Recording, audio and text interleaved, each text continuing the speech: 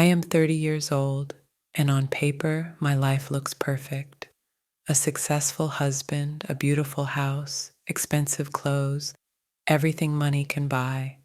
It seems like a dream life to anyone on the outside, but inside these golden walls, I feel like I'm slowly fading away. My husband, Tom, is a wealthy and influential businessman. He's the kind of man who commands attention in every room he enters. When we first met, I was charmed by his confidence and generosity. He was older, established, and seemed to have it all figured out. He swept me off my feet with expensive dinners, surprise gifts, and trips to places I'd only seen in movies. I felt like the luckiest woman alive. "You'll never have to worry about anything," he told me when he proposed. "I'll take care of you." At the time, it sounded romantic. I had been working hard as a marketing executive, building a career I was proud of, but the idea of being cared for, of having someone else shoulder the burdens, felt like a dream come true. After we got married, Tom insisted I quit my job. "My wife doesn't need to work," he said proudly to our friends. At first, I resisted. I loved my job, the creativity, the challenges, the feeling of accomplishment.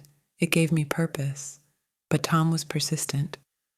"Why stress yourself out when you don't have to? You deserve to relax and enjoy life," he said.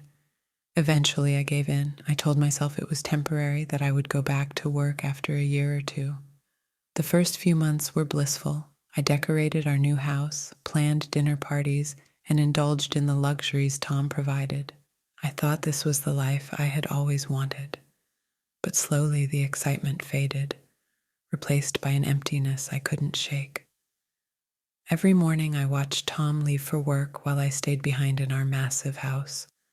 The quiet was suffocating. I missed the buzz of an office, the camaraderie of colleagues, and the sense of achievement that came from a job well done. I tried to fill my days with hobbies, painting, yoga, gardening, but nothing felt meaningful. Tom controlled all our finances. "Just use the credit card," he said whenever I needed something. But every purchase was scrutinized. "Why did you buy that?" he would ask, examining receipts. It made me feel like a child, asking for pocket money. I started to feel like I was losing myself. The confident, independent woman I once was had been replaced by someone I barely recognized. My days became an endless routine of lunch dates with other wealthy wives, charity events, and waiting for Tom to come home. "You're living the dream," my mother said whenever I complained. But whose dream was it? One day, while cleaning out a closet, I found my old laptop. It felt like rediscovering a piece of my former self. On a whim, I opened it and started writing. At first, it was just small articles, personal reflections that I kept to myself. Then an idea struck me. I could start a blog. I decided to write about women's experiences, especially those like mine. Women who felt trapped despite their seemingly perfect lives. For the first time in years, I felt a spark of purpose. Writing became my escape, my therapy. I poured my thoughts and feelings into the blog, and to my surprise, women started reaching out. They shared their own stories of feeling invisible, of losing themselves in their marriages. I realized I wasn't alone. When Tom discovered my blog, he laughed. "Cute hobby," he said, patting my head like I was a child. His dismissiveness stung, but it also fueled my determination. This wasn't just a hobby, it was my voice, my way of reclaiming a part of myself that I thought I had lost. I started freelancing secretly, using a friend's bank account to receive payments. Each project I completed reminded me of who I used to be, confident, capable, alive. It wasn't about the money. It was about proving to myself that I was still the person I had been before marriage. The breaking point came at a dinner party. Tom was telling everyone how he had saved me from having to work. "My wife doesn't need to lift a finger," he boasted. "She has everything she could ever want." I looked around at the nodding faces, the polite smiles, and something inside me snapped. "I wasn't saved," I said, my voice trembling but firm. I was silenced. The room went quiet. Tom's face turned red with anger and embarrassment. Later that night, he exploded. "I give you everything," he shouted. "What more do you want?" I looked at him calmly, my hands shaking but my resolve steady. "I want myself back," I said. The weeks that followed were tense. We argued constantly. Tom couldn't understand why I wasn't happy, why I felt the need to rock the boat. I tried to explain, but he refused to listen. "You're being ungrateful," he said. "Do you know how many women would kill to be in your position?"